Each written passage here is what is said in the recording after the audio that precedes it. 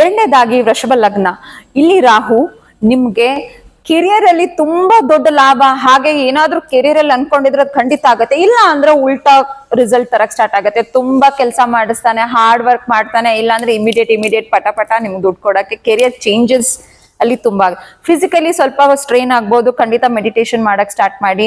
Mentally ಸ್ವಲ್ಪ strain ಆಗ್ಬೋದು, meditation is a key. And patience, practical ಆಗಿ ಯೋಚನೆ ಮಾಡೋದು, ಇದು ತುಂಬಾ ಒಳ್ಳೇದು. ಹಾಗೆ ಏನು ಅನ್ಕೊಳ್ದೇ ಇರೋದು ಇಲ್ಲ ಆಗಕ್ ಸ್ಟಾರ್ಟ್ ಆಗತ್ತೆ.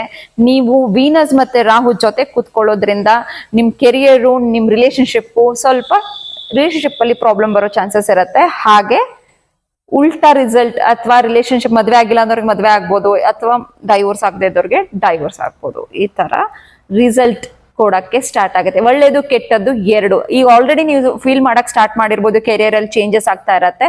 ಸೊ ಹಾಗಾಗಿ ಸಾವಧಾನವಾಗಿರಿ, ಸ್ವಲ್ಪ ಮೆಡಿಟೇಷನ್, ಪ್ರಾಕ್ಟಿಕಲ್ ಆಗಿ ಯೋಚನೆ ಮಾಡೋದು, ಪೇಷನ್ಸ್ ಇಸ್ ವೆರಿ ಇಂಪಾರ್ಟೆಂಟ್.